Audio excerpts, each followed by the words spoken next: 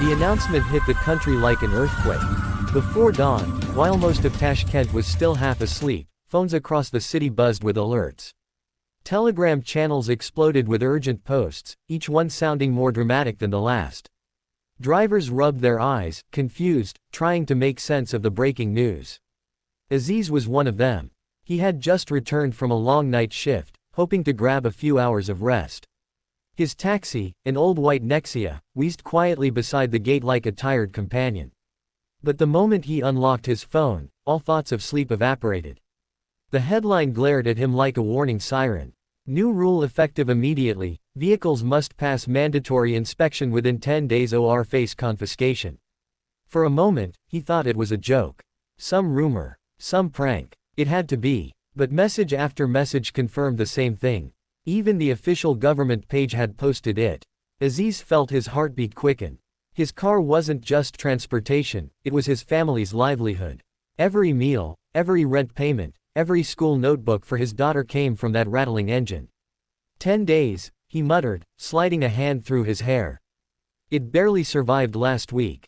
Outside, the neighborhood was unusually loud for early morning. People gathered in small groups, arguing, shouting, comparing messages. Some men stood by their cars with their arms crossed, staring at them as if the vehicles might suddenly disappear. A neighbor, old Mr. Rahim, rushed toward Aziz, waving his phone in panic. Did you see this madness? They're saying tow trucks are already preparing." Aziz swallowed hard. The tension in the air was thick, fear mixed with frustration, spreading faster than the news itself. He looked at his Nexia, the dents on the door, the cracked windshield, the exhaust that coughed smoke every morning. The inspection would tear it apart. But giving it up? Impossible. As the sun rose fully, casting light over a city already in chaos, Aziz knew one thing. Today was going to change everything. By mid-morning, every inspection center in Tashkent looked like a battlefield.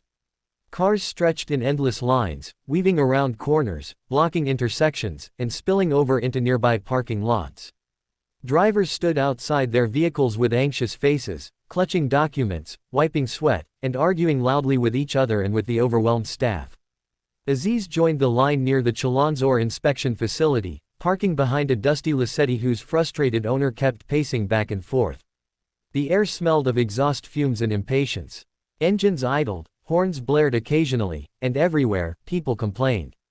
Dilshad, the calm mechanic Aziz had met a few times before, stood a few cars ahead, sleeves rolled up, hands stained with grease as usual.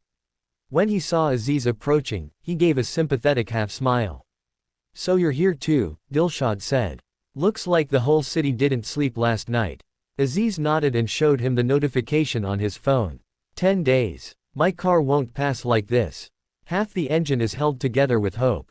Dilshad chuckled softly, but it didn't hide the worry in his eyes. Engines can be fixed. But rules are harder. Behind them, a young woman held up her phone, live streaming everything. That was Sahida, a rising journalist known for exposing unfair policies. Her camera captured angry drivers and desperate voices. They didn't even give people time to prepare. A man shouted into her microphone. "My father is sick, I need my car, how do they expect us to manage?" Another added. Sahida moved with purpose, documenting every detail. When she reached Aziz and Dilshad, she asked, "Can I interview you both? People need to understand how this is affecting real families." Aziz hesitated, but Dilshad nudged him. "Say something. Maybe someone will listen." Before they could start, an official in a bright vest appeared at the gate, holding a megaphone. His voice blared over the noise. "Attention. Due to system overload, only the first 50 cars will be processed today." Silence hit the crowd for a split second, and then erupted into chaos. 50. Are you kidding us? We've been here since dawn. This is corruption. People surged toward the gate, shouting demands, waving documents, trying to squeeze past the guards. The officials panicked and pushed back, creating a whirlpool of tension. Aziz grabbed his papers tightly, his jaw clenched. He was nowhere near the first 50. Not even close. Losing today meant losing precious time. Losing time meant losing his car. The line broke apart like a disturbed flock of birds. Drivers argued, some climbed onto their cars to yell, others tried to negotiate with guards. Sahida captured the chaos on camera, narrating in a steady, urgent tone. "This is the situation right now," she said into her phone. "Citizens have been given no clarity, no preparation, and no support." Aziz stood there in the middle of the storm, feeling frustration rise in his chest like boiling water. 10 days suddenly felt like 10 seconds. The system wasn't just failing them. It was pushing them towards something bigger, something no one was ready for.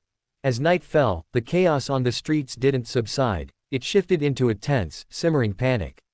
Headlights from parked and abandoned cars reflected off the wet asphalt, casting flickering shadows of frustrated drivers pacing nervously.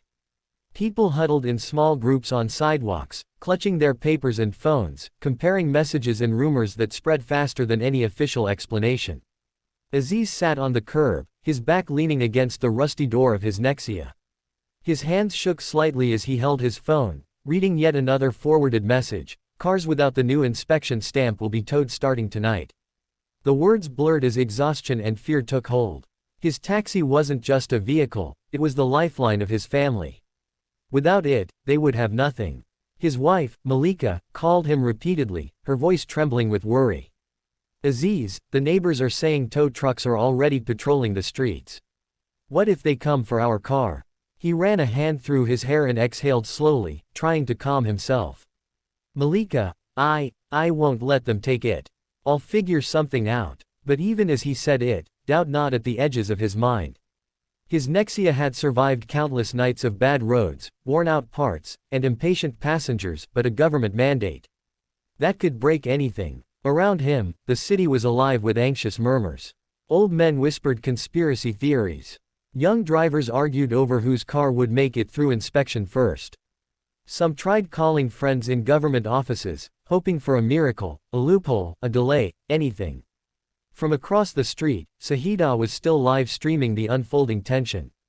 Her camera captured the exhaustion, the fear, and the rising anger in the crowd. Aziz noticed her approach, her notebook in one hand, her phone in the other. "Aziz, I can help. If we make your story public, maybe someone will listen," she said softly. He hesitated, unsure if airing his family's struggle to the world would help or make things worse. But when he looked around at the growing line of desperate drivers, at the fear etched on every face, he knew they needed a voice, someone to show the world the human side of this new regulation. With a heavy nod, he stood. Together, they returned toward the inspection center, moving through the restless crowd. Murmurs turned to whispers, whispers to shouts. The closer they got, the more palpable the tension became. Drivers began pacing back and forth, their eyes darting nervously toward any approaching vehicle that could be a tow truck. An official appeared at the center's entrance, shouting through a megaphone. The crowd froze, every heartbeat echoing in the quiet that followed. Aziz's stomach tightened. The threat was real. The night stretched endlessly ahead, filled with uncertainty, fear, and the unspoken question, who would lose their car first? And deep inside, Aziz felt a spark, a stubborn flame of defiance. He had survived hardship before, and he wasn't about to let a single government decree take away his family's only source of hope. The city slept uneasily, but Aziz couldn't. Tomorrow would bring confrontation, but tonight, he steeled himself for whatever was coming. The calm before the storm had already ended. By the early hours of the next morning, the situation at the inspection center had reached a boiling point.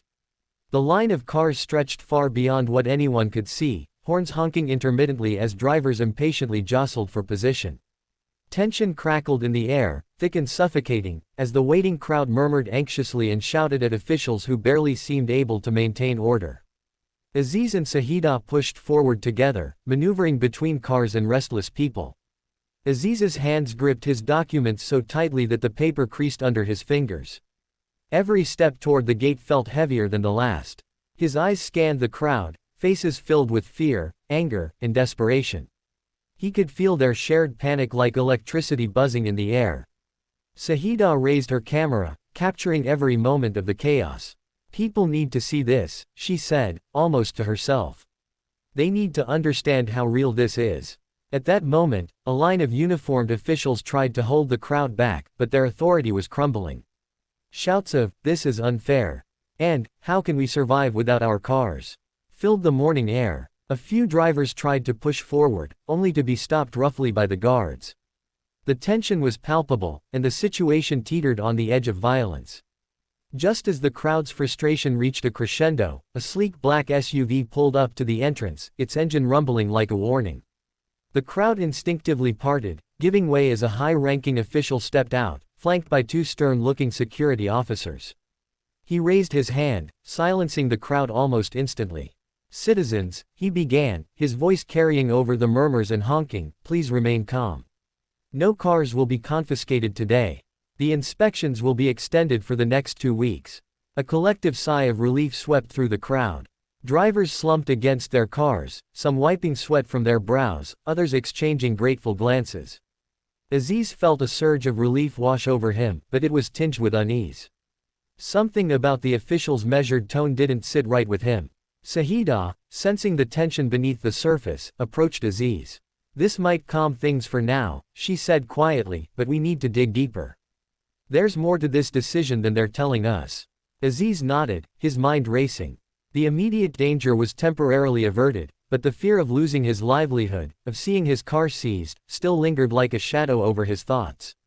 He knew this was only the beginning, and that the coming days would test not just his patience but his courage. As the black SUV drove away, the crowd began to disperse slowly, but whispers of uncertainty spread like wildfire. Even in relief, people couldn't shake the feeling that something bigger, more dangerous, was lurking just beneath the surface. And Aziz, gripping the wheel of his old Nexia, knew he would have to face it head-on. The calm was fragile, temporary, and deceptive, a brief pause before the storm that was yet to come. Later that night, long after the crowds had dissipated and the streets of Tashkent had returned to an uneasy quiet, Sahidah sat in a dimly lit cafe, scrolling through her phone. Notifications buzzed incessantly, messages from citizens sharing stories of near confiscations, photos of inspection queues, and rumors about the government's true intentions. Something didn't feel right, and Sahidah's instincts told her there was more to this story than met the eye. Her phone vibrated with a new message from an unknown number. The sender claimed to be an insider within the government. The text was brief but chilling. "The new rule is only the beginning. Bigger changes are coming. Be ready." Sahidah felt a shiver run down her spine. She reread the message several times, trying to grasp the gravity of the warning. Her mind raced with possibilities. Was this a political move? A ploy to control citizens? Or something even more sinister? She looked across the cafe at Aziz, who sat silently, staring at his phone. The exhaustion from the day was etched into his face, but there was a flicker of determination in his eyes. She slid into the seat beside him. "Aziz, look at this," she said, showing him the message. He read it slowly, his jaw tightening. "So what we faced today, it's just the start," he muttered, his voice low but edged with resolve.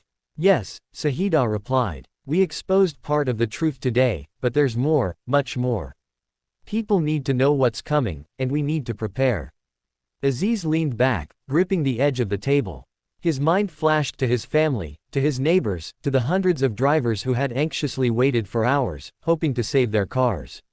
He realized that their struggle was no longer just about one vehicle, it was about standing up against a system that could disrupt the lives of thousands.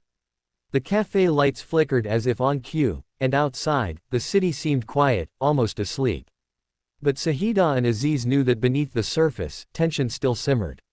Decisions were being made, plans were being set into motion, and the next phase of the government's actions was coming, whether the citizens were ready or not.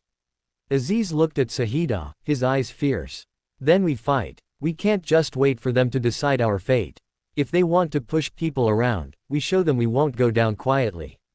Sahidah nodded, already thinking about how she would document the next wave, how she would give a voice to those who had none. And somewhere deep within the corridors of power, officials were already drafting the next decree, unaware that a growing network of citizens, journalists, and ordinary drivers had begun preparing to challenge it. The night stretched on, heavy with uncertainty and anticipation.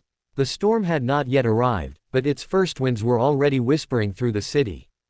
Aziz and Sahidah exchanged a determined glance, an unspoken pact that they would not be caught off guard. The calm of the night was deceptive, the kind that hides the approach of something larger, and both knew that the fight for their cars, their livelihoods, and their voices was only just beginning.